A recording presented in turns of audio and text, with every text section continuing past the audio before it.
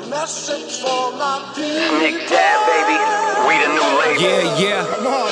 Yeah. Come on, son. Now this the black sheep sticking its home. I need a crib like I'm Gatsby. I need it. In hand, just understand my Pockets that deep. with nothing to prove. I ain't got nothing to do. When they can't compete and I got nothing to lose.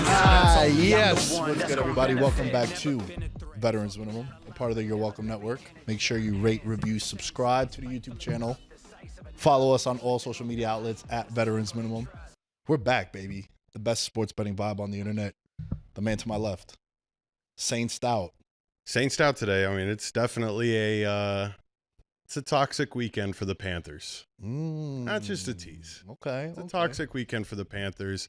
I think this is the very last hope that the Saints have this season. It's like you didn't get a deal done for me. Let me just go out there, put out crazy tape, and just let everybody else know that, hey, this is going to be available in the offseason.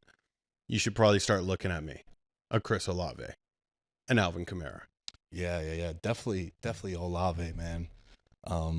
We had a bunch of trades go down this week, and I do want to get to that. But before we do, shout out to all of you participating in the NFL contest. Shout out to all of you who are fans of the show, members of the Patreon, access to the Discord, the whole nine, George, not one, not two, not three, not four, but 5 people tied in the Week 9 contest. Damn. This is the first that we've ever had 5. We had 3 we one had time. 3 1 week, and then we've been able to roll dice for the 2 people that have won. And now you got the cards here. I'm assuming I'm going to get to select the card. Yeah, so shout out to everyone in the contest. Remember, it's free. It's in the link of every episode. Just enter. All you got to do is play for the week. If you don't want to continue, cool. If you feel really good about a certain week, go ahead and play. So I have an ace, a deuce, a 3, a 4, and a 5. Okay. And I've written people's names on it. So we have Ben, T-Rob, Dave, Sawyer, and Dylan. Nice. What I'm going to do now is I'm going to have you look away. I'm going to put the cards on the table, and you're going to pick the winner. I said look away, bro. Stop peeking. If we could get a full if we could get a full wide on this. It's not like I could see the fucking name on it anyways, Nick. I mean, but I like that we're doing this, a little bit of showmanship. Come on, man. We got to do it right. A little bit of showmanship. All right. Vegas style. Vegas style. Pick the winner right there. Here we go.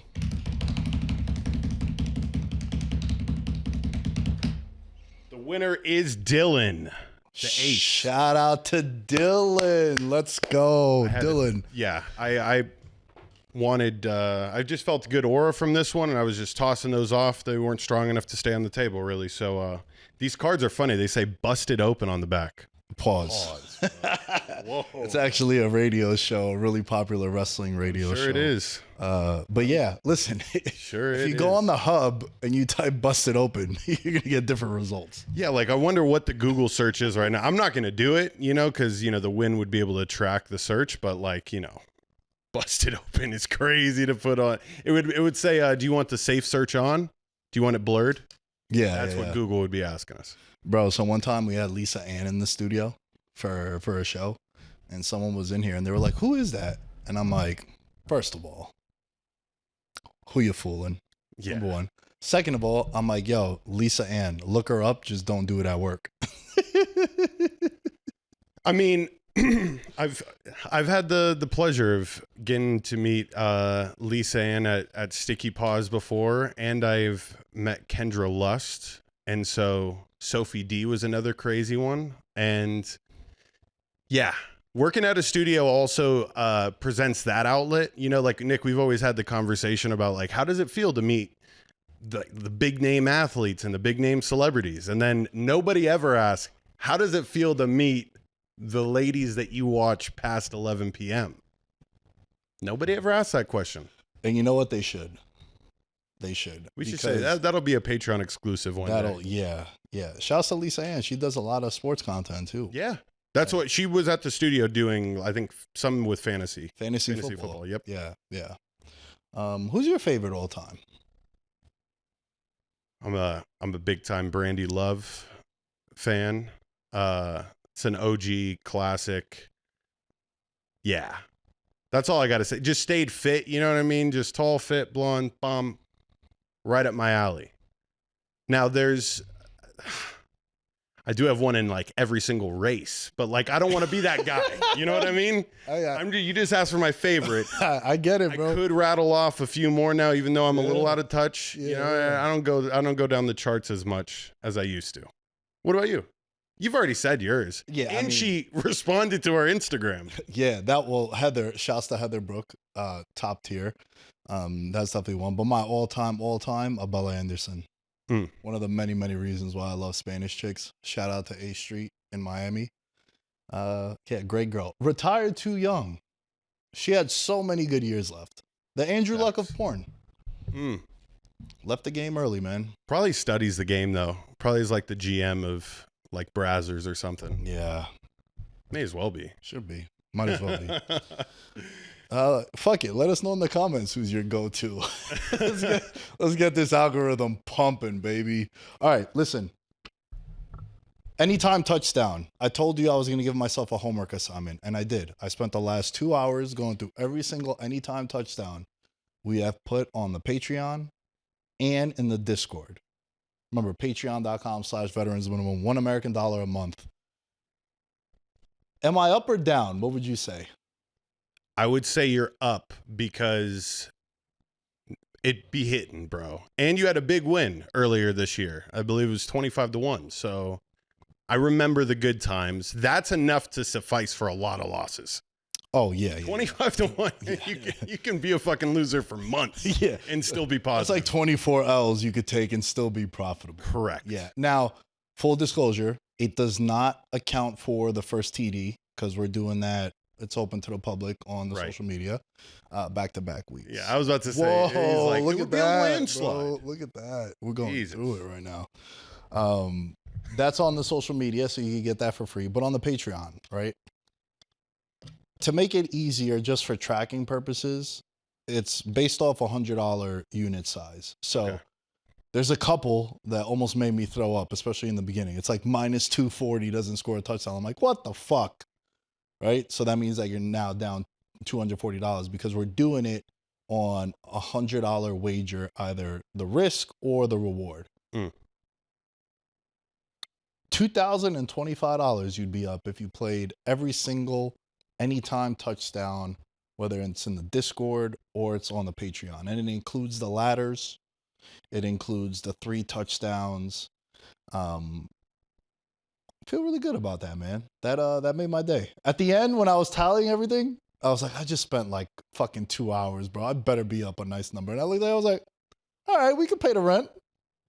Patreon.com/veterans minimum. Hell yeah, brother. $1. Hell yeah, brother. That's what we do. All the picks are there. Yeah, everything is there. And once again, the Patreon.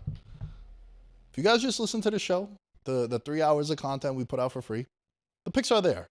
And there are a couple others that pop up, right? Guys end up being injured or 3 offensive linemen are out. It's like, well, I'm not going to take the running back now. So on there, all you get is listed everything that we're going to play. So patreon.com/veterans minimum. George, we had a bunch of trades go down in the NFL. Yes, we did. Where do you want to start? Think we got to start at the biggest one. Let's go straight to the Sauce Gardner is now an Indianapolis Colt. And the Jets get 2 first-rounders for it. I'll start with the pros, okay?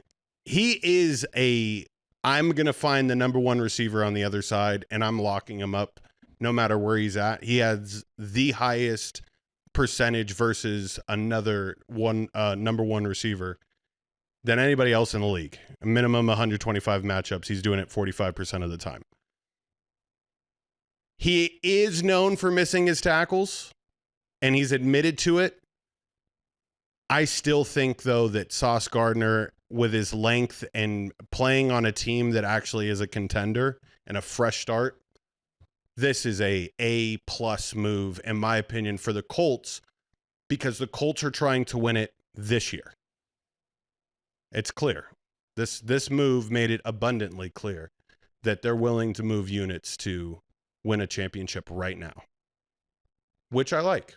I think they could be a fun matchup for a lot of teams in the playoffs. But how do you feel about Sauce Gardner being an Indianapolis Colt? I'm going to be very hypocritical, but I'm also self-aware. Okay. All right. To give up 2 first-round picks, you got to be like Myles Garrett, Hutchinson, Surtain, Aaron Donald. You know what I'm saying? Like Fred Crosby. Warner. Because of the age. Makes right? sense. Yeah, It yeah. makes sense. You got to be like the man. He's 25. Very fair. And I've always been pro a player going from, fuck, man, we're 1-8. Do I really got to tackle fucking 260 pounds of Derrick Henry right now? I'm going to make a business decision. Now it's like, oh shit, I'm on a 7-win team, bro. We're top of the AFC. Or tied. I got a chance. Now he's going into the games a little bit better, right? We've always made the analogies of like, you go on a date with a girl you really like as opposed to a date a girl you don't really like. Your morale and your energy is going to be different. I kind of feel the same way about Sauce. My whole thing is like, I need to get a defensive player of the year, like unanimous all pro, which he was in his first 2 years. Found massive success right away in each of his first 2 seasons. Since then, he did have a concussion earlier this year, struggles a little bit in coverage. You mentioned the tackling, which when a corner does tackle, it's so noticeable because you're like, damn, he's a fucking G. And then when they don't, you're like, oof, it's bad. I do like the Colts going for it. My whole thing is the 2 first-round picks, you better hope he turns into year 1, year 2 Sauce. Because it's a lot. I also think, let me throw this caveat at you. I think if you're Daniel Jones, you feel good about this move. Because they're mortgaging the future to get a player. I think you could get a mortgage in Indianapolis as opposed to renting now. I think this is a move like, you're on a 1-year deal. It's important to remember he's on a 1-year deal. Bet on yourself deal. You know how I am with that. That's one of my monikers. I absolutely love it. And I think this is a pro Daniel Jones move. How do you feel about that? I haven't necessarily thought of it that way. I mean, it's interesting to me that there was, I feel a lack of a lot of movement at the trade deadline, if I'm being honest, from across the NFL. Like there was a lot of other teams that I felt could be in the mix, but the Colts specifically, is this what we should expect now from them moving forward? And would that make Daniel Jones feel safe? Because if things go south right away, is she just going to blow everything up and start getting rid of all these people on 1-year deals who have some promise, but she just wants to completely remake the team with Ballard, like that's a possibility. So it's a unique point you bring up. I do think it's going to end up playing out really positive for the Colts this year. But if shit does go south, Sam Darnold won 14 games last year and is on a different team right now. And it's a copycat league. So that's a hell of a point. That's a hell of a point. And like the Colts, also, I feel like it's a forgotten piece, but he's 23 years old. Mitchell, the wide receiver, who in a year and a half, his highlight is fumbling, costing them that game against the Rams. That's a 14-point swing there. He was a 2nd-round pick, though, bro. So you give up on him, too. He's like a throwaway, which for the Jets, Garrett Wilson, he's going to start right away. Mm-hmm. They are very needy at the cornerback position. Charvarius Ward is on IR. And, Kenny Moore, Nick Cross in the secondary. This is an all-in move. And I'm for it when it comes to the Colts being like, oh, fuck it, man. We got a chance. How many times have we seen teams oh, dude, this team for the next six years, and then they don't make the playoffs the next year. The Patriots? Yeah. The Patriots are one of those teams that I had mentioned where it seemed like there was a lack of movement. Yeah. And it's like, hey, you guys got to realize you're ahead of Buffalo right now in the standings. Make a move to scare them. But we'll see how that ends up playing out. Yeah, we'll see. We'll see. You want to move to the next? Yeah, because there's still a lot that I want to discuss about the Jets, but I feel like we need to address Quinnen Williams going to the Cowboys. Correct. And then I want to take an angle on the New York Jets. How do you feel about Williams going to the Cowboys?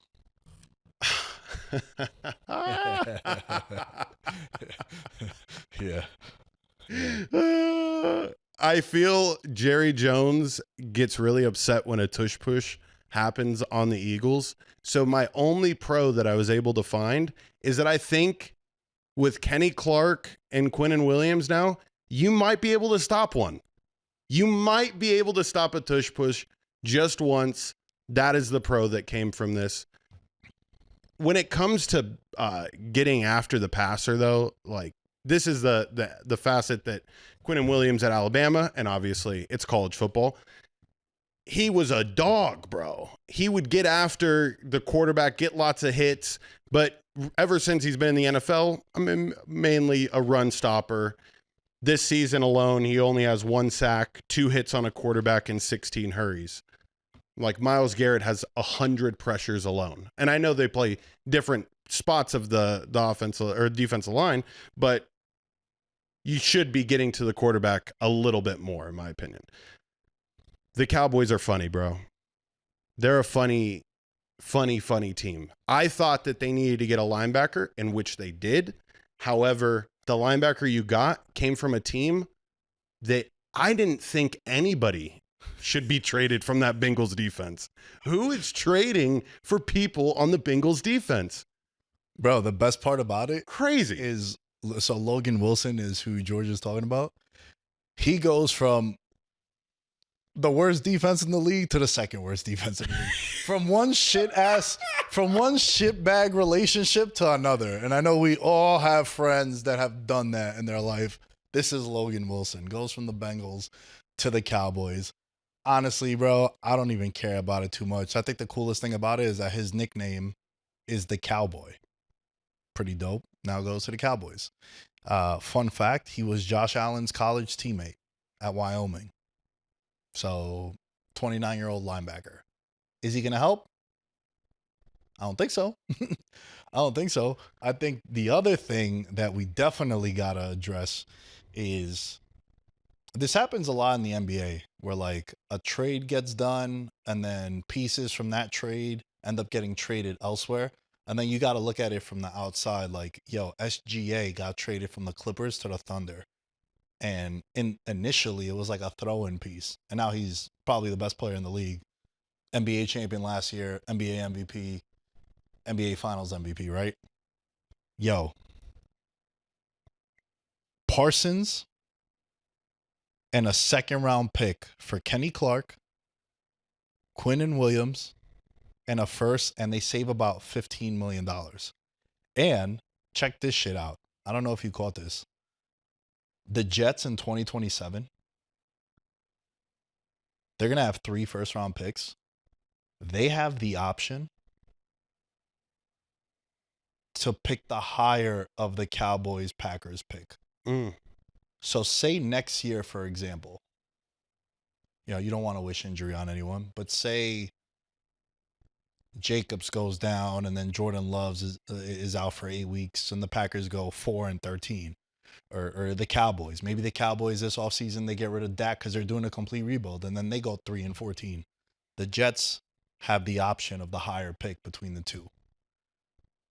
And, you know, the Jets are not going to be a fucking 12-win team, so they might be like the New York Giants a couple years ago, where they might have 2 top 6 picks. Yeah.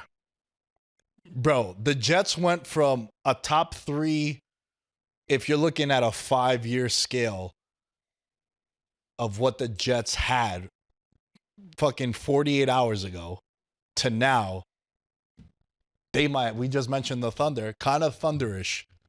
They got a shitload of draft capital, a ton of draft picks over the next couple of years, bro, they went from a team where like, oh my God, when are they going to ever get it together? To now you're like, we get out of a couple bad contracts. We're a 1-win team anyway. I fucking love what the Jets did. Biggest winner of the trade deadline. And I'm wearing green for that reason, baby. Shout out to Stranger Things. Talk about somebody who can now settle in and lay his roots. Aaron Glenn can't go anywhere now for the next 2 years because now this is the culture pieces that you're establishing with all those picks. It is the Thunder, or even comparable to the Bears from a few years ago. That's a good one too. I didn't think about that. And the way that they stacked their picks to get Williams and Odunze, and there's a lot of upside here for the Jets. However, does a team quit now? Like when you lose 2 players of that caliber, do you see a decline in effort?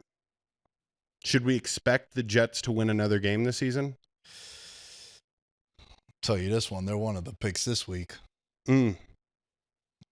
Spoiler, early preview, Ursulita, Jets plus 2.5. Who the fuck are the Browns to be 2.5 point favorites on the road? You kidding me? Come on, bro. It's like it crazy. Fucking pause. Not in that way, but fucking let's take a chill pill, bro. That's hilarious. That was so yeah. Okay. Maybe they win one more. Another trade that happened that included my New Orleans Saints. Shout out to the Saints shirt today. All right. Saints heavy podcast today. Rashid Shaheed is now a Seattle Seahawk. He rejoins Clint Kubiak from years previous. And the piece that I really see Shaheed stepping into in the role is the kick returning and the punt returning specialists. They already have young receivers. Thornton has been popping off. You got JSN, who's on pace to break NFL records. And now you're adding in another deep threat that I think he'll get 2 targets a game. And if those 2 targets are successful, Sam Darnold's throwing for 350 yards. It's as simple as that. I'm going to miss Rashid Shaheed. Fun name. Great for the city of New Orleans. I think his career in Seattle is going to be not as exciting as people would think. But you never know. If Seattle's a contender and he makes some plays in the playoffs, everybody's going to remember that fucking name. Yeah, I think to your point, he's such a dynamic playmaker. I feel like every highlight of he's open by 15 yards and 30 yards downfield as well. I like it. They definitely need another weapon. Cooper Kupp has barely contributed. You know, I did say that the Cooper Kupp and Sam Darnold contracts were going to be catastrophic. 1 for 2, 50%. Mm-hmm. Sam Darnold's probably one of the best quarterback contracts in the NFL right now, the way he's playing. And then Cooper Kupp, just the impact on the field hasn't been there. However, I have a couple of friends that follow the Seahawks. They rave about what he's meant to JSN and just the veteran presence that he's had on him. And bro, let's give that fucking guy a shout out. Jackson Smith and Jigba leads the league in yards despite the Seahawks having the second lowest passer rate as a team. Also, he's accounting for about 50% of the passing yards. Sam Darnold has 2,084 passing yards this year. JSN has 948 of them. He's not that far off. That's so it's insane. like, I think it's like 46.8%. Yeah. Right. You mentioned it before in passing. He's on pace to surpass Triple Crown winners, the Cooper Kupp year from a couple years ago. Ironically enough, his teammate now. So again, on the field, it's not having no impact, but off the field, you always see them together with the iPad after. He's probably telling them all this shit. Right. And like, bro, he is literally always open. Even the Washington game, he put that move on Amos, and you know, Darnold ended up throwing a touchdown to Arroyo on that play. But like everyone was talking about the hezzy Euro step he hit on. When you have a highlight like that, as a receiver, gold. Especially when you still score a touchdown on the play. Just goes to show how dominant your team is. Yeah, Amos, that was a rough look on him, bro. He was cramping up on some of these all night. And oh yeah, when you get fucking when he got roasted a couple of times, bro, he went straight to the hammy. Like that's it's like when a receiver. Interesting. The Darius Slayton. Yeah. Darius Slayton has dropped 9 touchdowns from Jackson Dart this year, and then he's on the ground. It's the equivalent to like running through first base on a ground ball. You do it. You know what I mean? Hey, your ass got cooked. You fucking hustle your ass to the end zone, loser. Yeah. And just remember that this should never happen again. That was pretty rough. But I like the move for Seattle. Just another option. Did they overpay? It was a 4th rounder and a 5th rounder. No, I don't think so. I would want to keep day 1 and day 2 picks. Outside of that, sure, every now and then you get a Puka in the 5th round. The Seahawks are actually another good example of a team that's built heavily through the draft. Yeah. So that's why for a team like that, it's interesting when they shift away from it, you know, and they're comfortable. Good look. Jacoby Myers? He fucked the whole show up the other day. Jacoby Myers, you motherfucker. I know it's not your fault. But man, I had picked you to score a touchdown for me on Thursday Night Football. I wake up in the morning and you're a Jaguar. Yeah. How crazy is it they just played each other too? I was thinking that, and I think that Liam Cohen saw that because Brian Thomas is hobbled right now. He was not in the game on important downs. He was, I don't know, it's something lower half for sure. And they need a threat because the Jaguars without a legitimate receiving threat on the field, very pedestrian team. They almost look like Iowa in college football. Just a nothing burger of an offense. And they've been running the ball rather good this year, but when they know that, when the defense knows there's no other options, it's pretty easy to stack the box and shut them down. Jacoby Myers, I think, will perform exactly what we expect him to perform. He's been on the up and up. He's like an 800-yard-a-year receiver. Last year, he cracked 1,000. But he's going to be playing third fiddle when everybody's back and healthy. Dude, what happened to fucking Brian Thomas Jr.?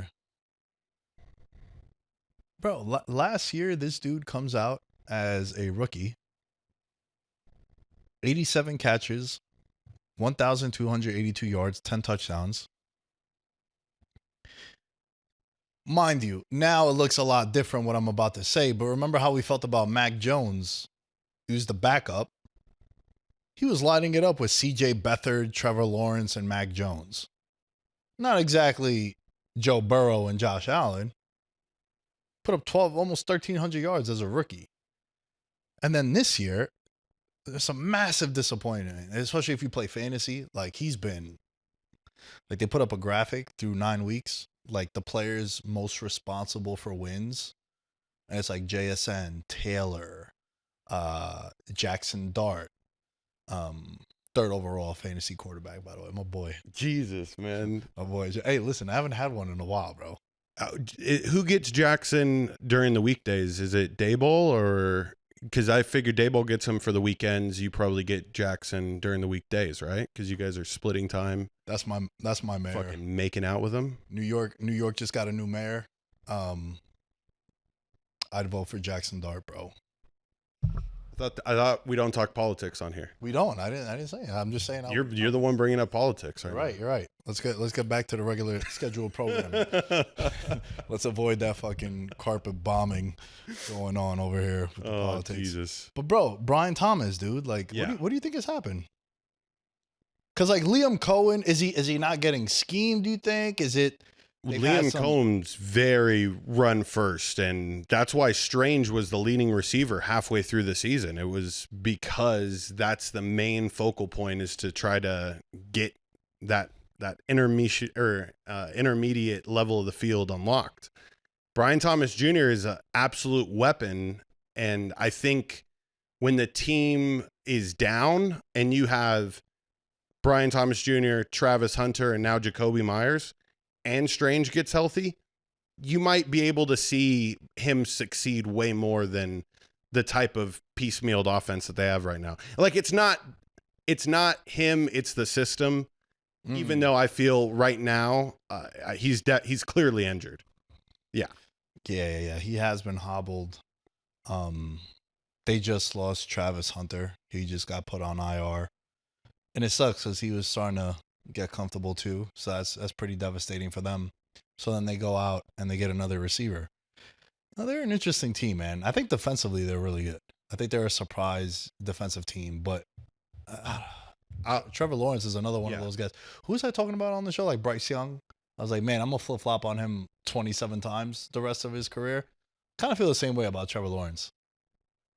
When they made this move, did it shout, "We're going after one this year"? Because when I looked at the standings, I completely forgot this team's 5-3, and they're second place right now in their division. Obviously, the Colts are kicking ass, but only 3 losses. Is this a move that can get you over the hump? They clearly think it is. And mind you, they still have the 2 games against the Colts as well. Mm-hmm. So, and you look at the Jaguar schedule as opposed to the Colts schedule. Right now Shane Steichen is the coach of the year favorite. I would not bet him because you got to think of like who could get hot now for all these awards. Mm-hmm. I think Taylor now is minus 110. 2 weeks ago, minus 300. MVP candidate. JSN now plus 200. So as long as your numbers are improving, that's always a good thing. Right. Jahowever, I don't think like a Steichen. I think the Colts are going to not spiral. I still think they're a playoff team. But man, I think the Jaguars, you look at their schedule, right? On the road against the Texans, it's going to be tough because the Texans defense is really good. Davis Mills is playing. Then they're home to the Chargers. Then they got at the Cardinals, at Tennessee, home to the Colts, home to the Jets. What the fuck are they going to look like December 14th? At Denver, very tough. At Colts, home Titans. Not a bad schedule there. Pretty favorable. Is it an all-in, I'm ready to go, and you're supposed to tell me the graphic of acquiring Jacoby Myers on your social media is going to get me excited? I don't think so. But let's see. Liam Cohen's done this before. Last year, Sterling Shepard, Evans, Godwin, guys getting hurt, plug and play. So maybe it is a system, and that's why Brian Thomas Jr. is also struggling. But yeah, man, I was just thinking because like one time we talked about Michael Thomas Jr. Or Michael Thomas. I don't remember if it was your junior or not, but like that's one of our better clips. And everyone in the comments is like, dude, I forgot about him. It's like, how, bro? He was here 4 years ago. He was here. Yeah. So it's still fresh. This if it continues will be the exact case. It's the curse of the Thomases. Yeah, absolutely. Is there another trade you want to discuss? I think there's one more. The fucking Howie Roseman does it again. The Eagles. I had to look at Isaiah in the control room there because they just as soon as I saw that graphic, I will tell you that I had a premonition that he will be having a big time sack. If they're playing in the Super Bowl, it'll be in the Super Bowl. Like I just was able to envision it immediately because they just rotate him. Straight savage. Yeah. By the way, if the Cowboys had gotten him over Quinn Williams, I think that would have been a better piece. However, if it was flip-flopped and the Eagles got Quinn Williams, that would be unfair. It's a classic Eagles move because this dude is really good, but he has a bunch of red flags in the sense of injuries for sure. He had an iconic clip which really made me a fan of his. He got hurt in MetLife Stadium, ironically enough, against the Jets. He tore his Achilles, and he was just like, no, and like he was mic'd up, which is so fucking wild to me, bro. When a guy is mic'd up and they get hurt. You remember Fred Warner was standing next to Greenlaw in the Super Bowl. Yeah. Greenlaw blows out his Achilles as he's like getting Hopping. excited to get on the, and you just hear like, no, no, no. And you hear him like screaming on the ground. Isn't that shit crazy to you when like you're mic'd up and you get hurt? I mean, Bro. obviously. I- Can you imagine Jaden Daniels from this past weekend? Which, by the way, we didn't talk about it. I know, bro. We didn't talk about it, and it was probably the biggest headline leaving the week. yeah. I was so disappointed in I myself. think we're just over the Commanders, though. Like we're kind of checked out on that franchise, and that's what that franchise does. Well, it sucks, right? About the Commanders, we did not address it, and I was hating myself when I got home. I was like, fuck, how do we not talk about that, bro? I think for me, it's really devastating, but it's kind of poetic in a weird way because of how bad this year has been for them. He's been in and out the lineup. He gets hurt. Have you seen the parallels between him and RG3? They get hurt against the Seahawks. Same end of the field. The same end of the field had 7 injuries. It was the RG3. It was the Kirk Cousins thing. It was Joe Burrow got hurt there. The stadium collapsing on who was it? Jalen Hurts. Jalen Hurts. Yeah. All happened within like 20 yards, 25 yards. Something Crazy. about the Commanders, and I think this happens a lot in sports, where one guy is so polarizing that it covers up the rest of the issues that the organization has. It's a really old roster. Bobby Wagner is still playing. High level, but he's like north of 35 years old. They got a lot of players on the team, like even Terry McLaurin. He's 29, 30 years old. Debo Samuel that they get, Laramie Tunsil, these 2 big additions that they get to come over. And look, Debo Samuel has impressed me from what I thought compared to now. He's still got something left in the tank. But it's so messed up for the Commanders because you've had like 20, 25 years of just shit. And then you get this kid, you go all the way to the NFC Conference. We were on the regression. Amazing record in 1-score games. Amazing injury luck. Zach Ertz became a thing again. Zach Ertz is like starting on your fantasy team at the end of last year. Like he was being really productive. And the offensive line's still bad. Couple of bounces don't go their way. They're not winning these 1-score games. And then you look at it and you're a team that's below 500 and now you lose your franchise quarterback for the year.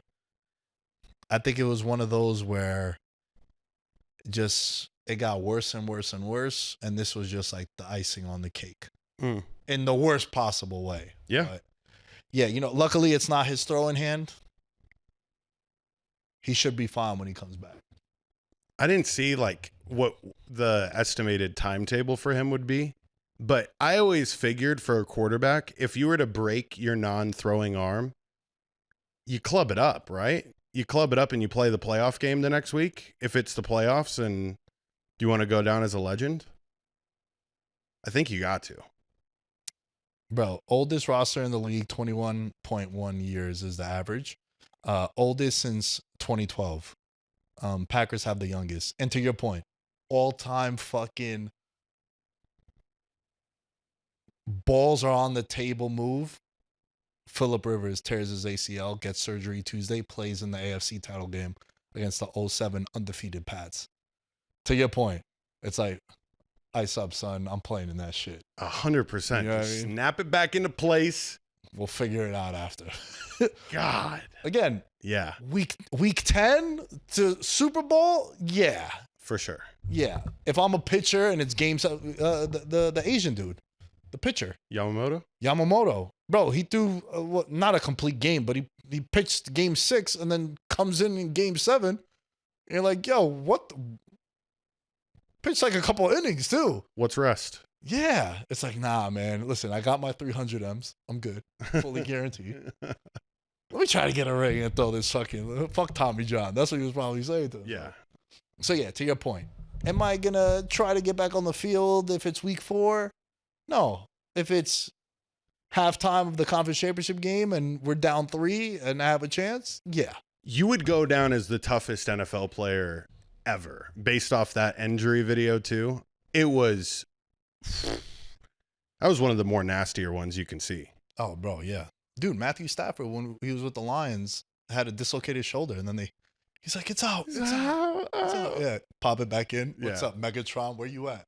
Touchdown. I think he did a QB sneak, if I remember correctly, and he scored on that. But yeah. it sucks for the Commanders. I hate when I'm on a regression for a team and someone gets hurt. I don't take as much pride in like being right. You know, I like to say, yeah, that team's going to regress because of X, Y, Z. And then everyone's healthy, everyone's available. Then you feel better. When someone gets hurt, it's like when people take victory laps about, oh, don't take this dude in fantasy. And then he gets hurt and they're like hyped. You're like, bro, he got hurt. That's why you were right. I've heard from both sides of the equation on this too, that one, Dan Quinn's fault 100% for keeping him in there down 31 points. However, people are also saying that the offense hasn't found any sort of rhythm, and in a nothing burger of a game late primetime, it'd be good to score a touchdown to get the confidence going again. The Giants fucked this all So up, you were bro. correct on the regression, by the way, is what I was getting to. Yeah. Because a losing team. Right, but the Giants fucked it up because now teams think, yo, if I'm down fucking 32, I'm down whatever there was, I can put up 33 in the fourth quarter. So now it's like, because I saw some people on Twitter were like, yo, the game was over? The Giants thought the game was over too. This happens literally one time it's ever happened. Yeah. Wrong side of history. Shout out to New York. We're setting all the records. But it's misleading. It's misleading. But hopefully he comes back because I can't front, man. He was really, really exciting. Okay. That's it. I don't have anything else. You have anything else from the trade deadline? Let's get to the picks. Let's get to the picks. Before Let's do we this. do, though, patreon.com/veterans minimum. $1 American dollar a month. You heard the record before. Up over $2,000 if you've bet every anytime touchdown this season. Okay, George. Mm-hmm. I am currently 22, 21, and 1 as of week 9. Ursulita is 3-6. In this economy is 1-5 against the spread. 1-2 anytime touchdown props. We're no longer positive. Because remember, I kept saying the plus 550 Jalen Hurts. Nope. Now we're technically down if we've been betting in this economy. Becky is even. Creeping up. Becky, you got to call me. I've been waiting. 4-4-1. Toxic 1, 6-3. Trust me, took an L. 7-2. What do you got? I'm currently sitting as of week 9 at 19-27. Boy, did I have a rough week 2 weeks ago. I did get a win. 2 wins last week, so I'm course correcting. My Ursulita is 3-5. My in this economy against the spread is 2-1. I'm 4-3 in the props department for in this economy. My Becky is 6-3. Toxic 1 is 4-4. And trust me, with another win, is at 2-6. Creeping up with the trust me. So, where do you want to start? I would like to start. Let's give you guys the main event. I'm going trust me right off the gates. Trust me, this is the bet in which it doesn't matter what I try to tell Nick right now. He is going to make this bet. So what is your trust me bet? You can say your record and gloat all you want. You lost last week. I did. So I'm not going to bring up the record because you're only as good as your last performance. Okay. All right. Respect. We're going to bounce back, though. All right. We're going to bounce back. You're going to love this one. I think this might be your favorite trust me of the year. You ready for it? Yeah. Bucks minus 2.5. Your boy Baker. This game is going to be electric. Electricity in this game. I agree with you. Coming off a bye, I love it. All right, so hear me out. Coming off a bye, to your point. The Pats are on an insane run right now. 5 games. They're on a 6-game winning streak. They have covered 5 of their last 6 games. However, this is the best opponent they've played since Buffalo. Look at who they've beaten up on. The Saints, the Titans, the Browns, barely snuck by the Falcons, who we put them on the terrorist list. Yes. We're not betting on them. All right. Baker Mayfield coming off a bye. They're going to get healthy. They needed the bye. They're one of the teams where like the bye came at a perfect scenario. Since 2003, teams coming off a bye with their opponent not winning 56% of the games this season, those teams are 6-0 straight up. The team coming off the bye. Patriots are 7-2 this year, 6-3 against the spread. Baker Mayfield in 6 games off a bye is 4-2 straight up, 4-0 straight up as a favorite. He's a favorite right now. It's just a spot where the Patriots have won 6 straight games outright, and now they're at an underdog. In those scenarios, since 2004, George, week 10 or later, teams 6 games in a row, straight up winning streak, listed as underdogs, cover the spread 39% of the time. I just think it's a spot where Tampa Bay, they're at home, a lot of hype. Drake May, Vrabel, New England. I think New England is a little hobbled now. You know, Drake May's been sacked 17 times in the last 3 weeks. Yeah. Maybe them arms for Campbell starting to come into effect. I'm teasing. He's been very, very solid for them. You know, he gave up 5 sacks to Myles Garrett. A lot of people are going to get exposed by Myles Garrett. I just love this spot right here for Tampa Bay. Tampa Bay -2.5. Trust me for week 10.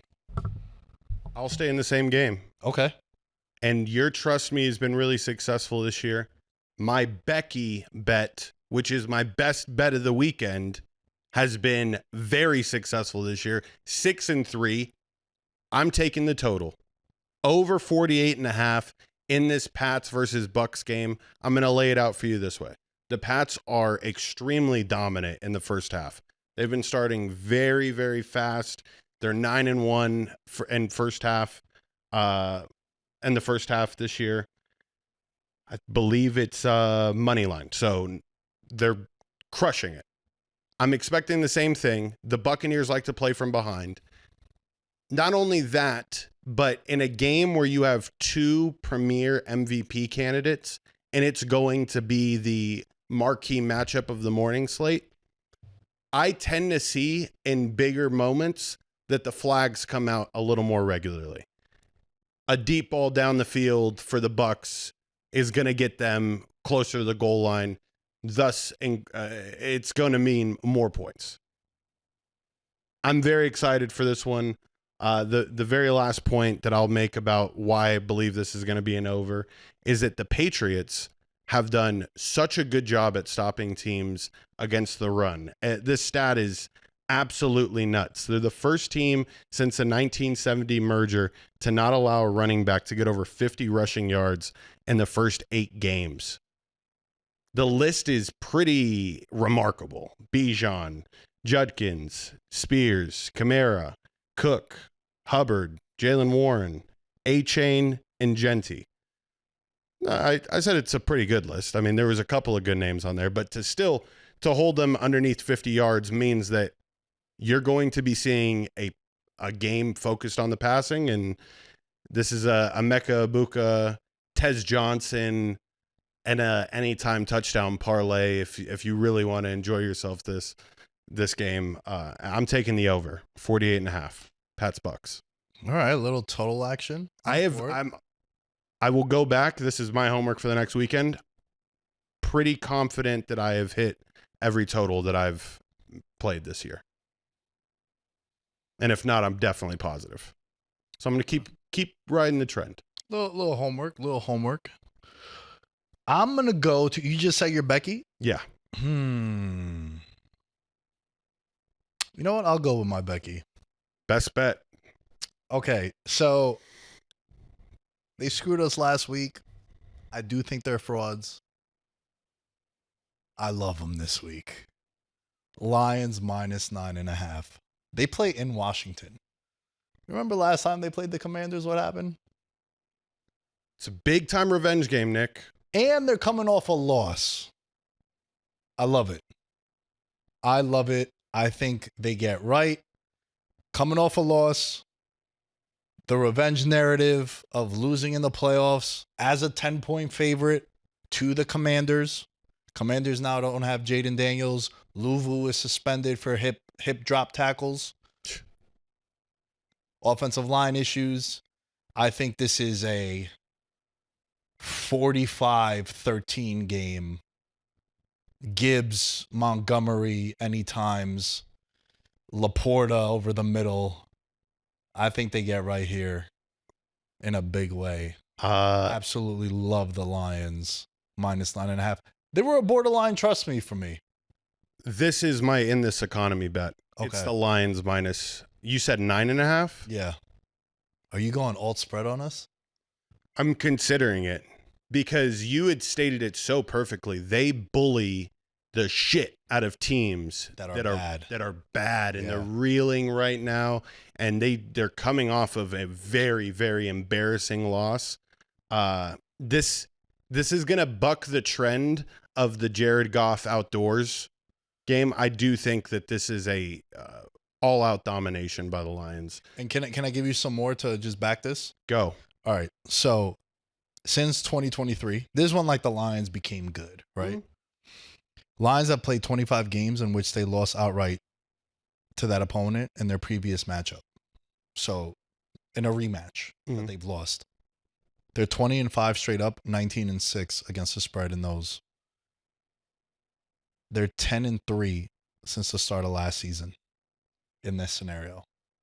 Remember, we talked about it with the Cowboys. Remember, Skipper, the lineman scored. They didn't catch, like, they're going to, and to your point, when they play bad teams, I think the handicap is simple.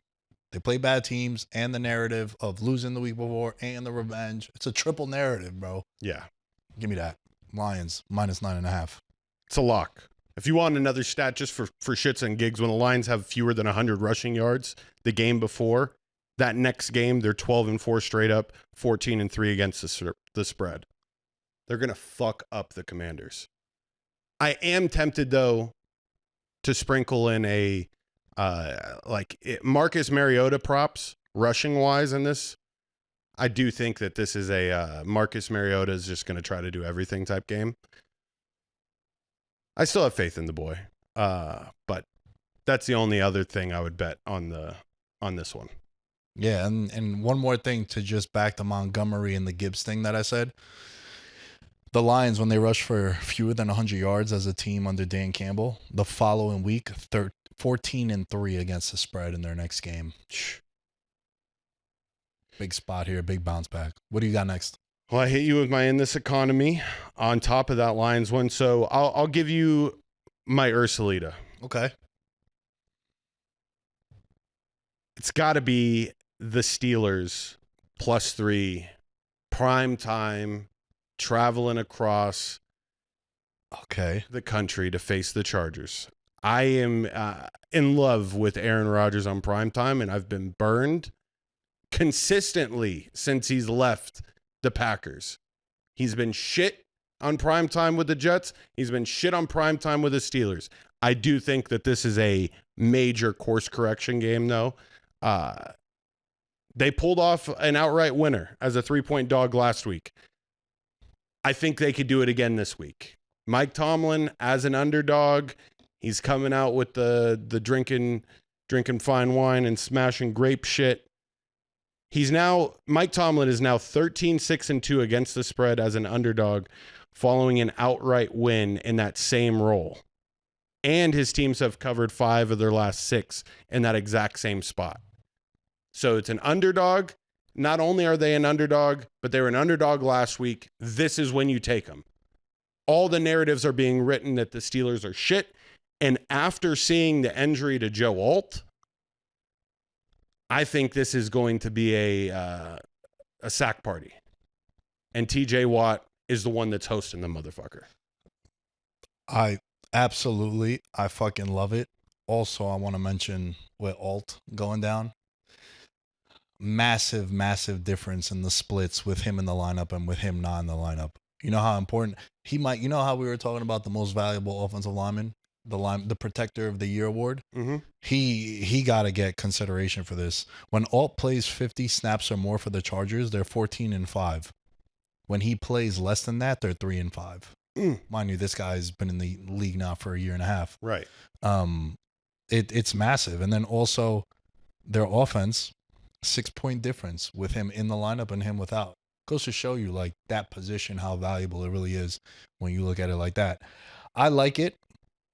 The other thing you also got to consider, it's a road game. LA Steelers, there's going to be mad terrible towels. Yeah.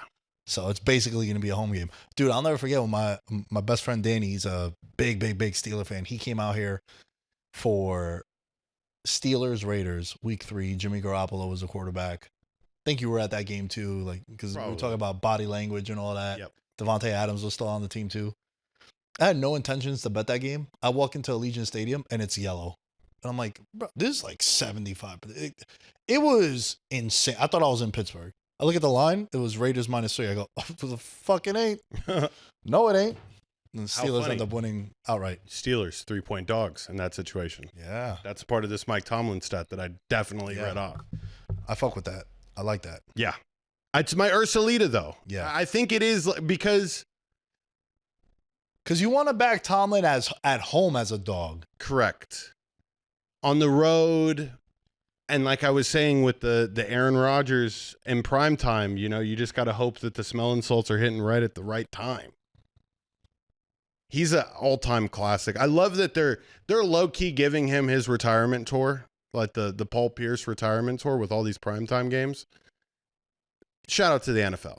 Bro, he's still balling, though. He is in an efficient way, not in like a 350 yards a game way. No, but that's not what the offense needs him to do. I think how he's playing is perfect. For what they're asking him to do, it's perfect. They should have made a move for another receiver. Like, dude, Pickens would be exactly what they need. And to think that they had him on the team is wild. Like, bro, Pickens is a top 10 wide receiver in fantasy this year. He's putting up big numbers. I know he benefited from CeeDee Lamb being out the lineup too, but man, he's been balling. He's been balling. Okay, you just went with your Ursulita, right? yes. Who the fuck are the Cleveland Browns to be 2.5-point favorites on the road? They're playing the Jets. Ursulita this week. Jets plus 2.5. Listen, bro. I don't see it with Dylan Gabriel. I thought this was a perfect time to bring in Shador Sanders. I laid out the blueprint when Flacco was still the starting quarterback. I was like, yo, bro, listen. There's 4 or 5 games before the bye week. Put in Gabriel. Give him a chance. If he lights it up, yo, you're going to keep playing. He hasn't lit it up. No. The one game they beat Miami is because Judkins was going crazy. The coming out party, 2 touchdowns plus 500, by the way. Why not push Shador in? Let's just see, bro. Maybe he sucks. And then everyone could be like, yeah, you see, this is why they didn't want to play him. Or maybe he comes in there and he's a spark. The owner's kids are wearing his jersey. Yeah. With all that being said, them being a favorite on the road against anybody, criminal acts. Give me the Jets money line. I'll take the plus 2.5, but give me the money line plus 130 as well. Wow. Jets win outright as my Ursulita. I can't not take that. And I know they lost Sauce. I know they lost Quinnen Williams. All right, man. Maybe they get Garrett Wilson back. It would be a fun, and this could be a very fun game to bet no touchdown scored. It could be like a 6-9 just slobber knocker of a defensive game. Even though the Jets just trade away 2 defensive pieces. It's a very frustrating one, but I do see this possibly happening. So check this out also. So far What's this the weather year, gonna be? they're 0-2 as favorites. The Jets are. Lost both games at home to the Panthers, who are better than we thought they were, and to the Cowboys, where it was 80% Cowboys fans at MetLife Stadium. The Browns, bro. I gotta take the Jets. Gotta do it. Oh, Sunday. Rain expected. Oh, Dylan Gabriel. Rain expected. Good luck, bro. This is the time of the year, bro. Time of the year. You got to be on top of the weather reports here. If I can find it, because I haven't been able to find it as of recently, the no touchdown scored. And if so, it better be at a reasonable price. What would you price it at? No touchdown? Minus 300. That's a good one. All right. I give you my trust me, since you've given me your trust me. Okay. It's another total. All right. Total boys. I'm the total boy this week. I expect the same type of shootout that I expected in the Pats and Bucks to happen Cardinals versus the Seahawks. This is a spot in which Jacoby Brissett is the better option for the Cardinals. If Kyler Murray was in this situation, I would take the under. But he's unlocked different facets of the offense. The Trey McBride situation where he has more touchdown passes with Trey McBride than Kyler Murray's had with him in 3 years of playing with him. This is another offense in the Seahawks that was there anything that they couldn't do this past week versus the Commanders? So if I'm expecting the Seahawks to score fast and the Cardinals look rather competent enough to score points, I get it was against the Cowboys, but even when Jacoby Brissett played against the Colts a few weeks ago, that was the best shot that the Colts had taken in the season aside from playing the Rams. And, you know, that's something to be said about the Cardinals team that I had written off last week. So I'm taking the over in this one. Both coming off night games last week. And the last 3 seasons when both teams are coming off a night game, the over is 19-10, going 66%. And those games going over by 7 points. Let's just follow the trend here. Total boys. Okay. Craziest in this economy of the year. I was 15-1 last week. Yeah. Didn't hit. This one's 25-1. Whoa. This wide receiver is playing one of the worst pass defenses in the NFL. This wide receiver had as many catches as you and I did last week in the NFL. 0. He hasn't scored a touchdown in the last 4 games. Came out the gates on fire. Roma Dunze to score 2 touchdowns is plus 1,200. How do you get to 25-1, you might be asking? Roma Dunze to have 100 yards and score 2 touchdowns is 25-1. He's plus 165 to score a touchdown. This is the Patreon might be unloaded on him to score a touchdown. My favorite anytime touchdown I think of the year. Wow. I think it's a massive bounce back spot. Remember, he came out the gates. He was a top 5 wide receiver in fantasy last couple of weeks. Yeah, against Baltimore, he lit up the score sheets, but he didn't score a touchdown. They played the Giants. No catches last week. I wanted to throw like a ladder on his receptions, but I'm like, let me slow down because there's a lot also. Roma Dunze week. Roma Dunze. Yep. I'm tailing that one. In this economy. That's a good one. Because I agree with you. I think that the Ben Johnson offense thrives off of everybody doing their part and getting the reward of being able to score and have their moment. That shit matters to Ben Johnson. He's a good enough OC to know when he needs to get one of his guys going. So just so I know, though, there's no injury stuff on him, correct? No. He had 0 targets. No, he had 3 targets, no catches, dropped a touchdown in the end zone. The Bears put up over 40 points, and he contributed nothing to them. And I think Caleb, that's his go-to. That's Caleb Williams' go-to. Let's get my boy happy a bit. And who are they playing? The Giants. I think he might be able to do it on 2 receptions too, because he is nasty down the field. I've already bet first touchdown plus 1,000, 10-1. I've laddered his yardage prop is 51.5, bro. It's criminal. That's crazy. Yeah. So I think he bounces back. I love taking guys that struggled the week before when they're good, and I think he's good. I kept saying in the offseason, like St. Brown 2.0, the way they move him around and the way they use him. Yeah.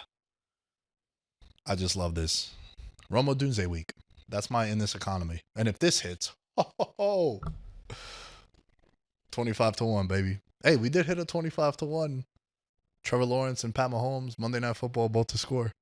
So yeah, that's my in this economy. What else you got? Or actually, we're down to the toxic one. Toxic one. All right, I'm gonna go ahead and say this one. The game's in Germany. The Colts are getting 77% of the tickets, against the Falcons as 6.5-point favorites. Just be careful. International games. We saw the Broncos barely snuck by the Jets because it was in London or in Dublin, wherever. It was an international game. All these international games make no fucking sense. Atlanta is down bad, really bad. You know that Bijan Robinson in the last 3 weeks combined has less total scrimmage yards than he did against Buffalo. What a fall from grace we've had. Ugh. And now you got Jonathan Taylor. This was supposed to be the Offensive Player of the Year trophy in the middle, and it's a ladder match between the two guys. I would just be careful. It's dog or pass for me.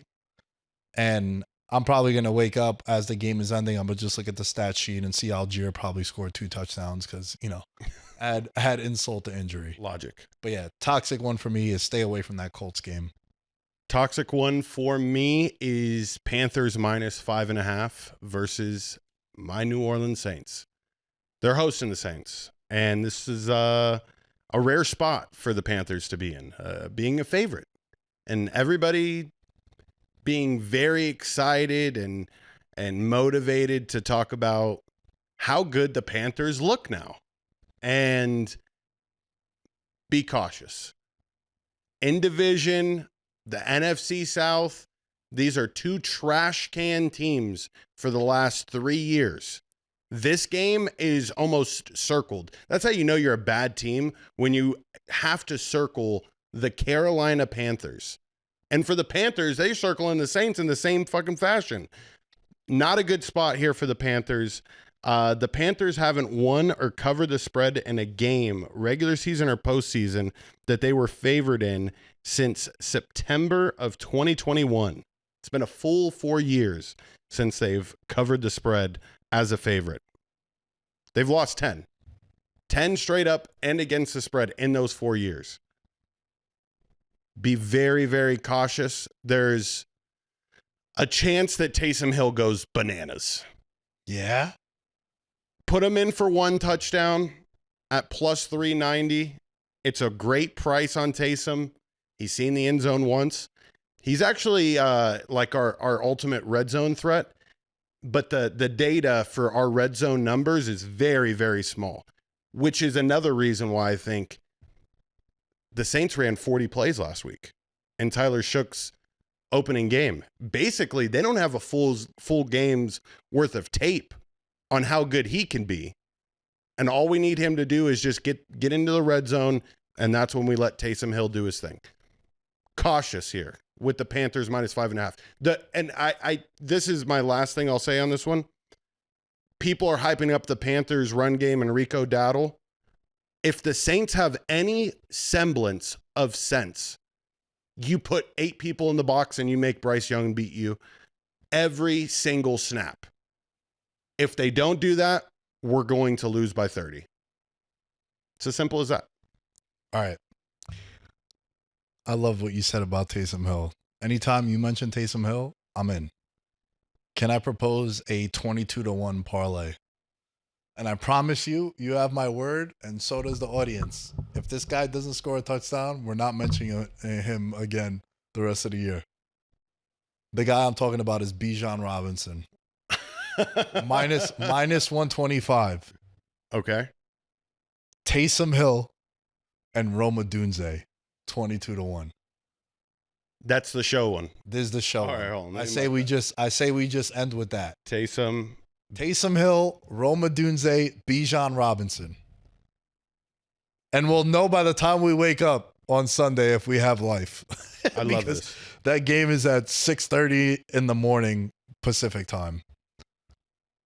And then it'll give us a reason to have the Saints-Panthers game on the TV and then the Bears-Giants game on the TV. Perfect. 22-1, bro. 22-1. Bijan, Rome Odunze, Taysom Hill. That's the show's official anytime touchdown parlay. Let's go, brother. That's that. I'm in. All right.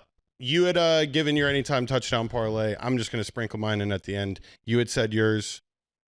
Trey McBride, Drake London, Taysom Hill, 29-1 is my official anytime touchdown parlay. Fuck yeah, Boom. bro. Hey, thank you all for watching. Please subscribe if you haven't. to the You're Welcome Network. We're still posting clips on the Veterans Minimum YouTube as well. Follow us on all social media outlets at Veterans Minimum. Follow us on the You're Welcome Network Instagram as well. At Nick Dais 10 as you can find me. George is at Mr.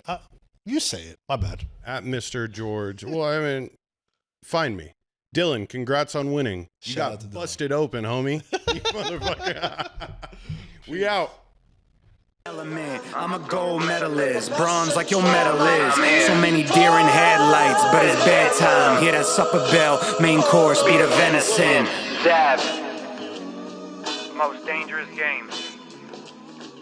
Either kill or be killed.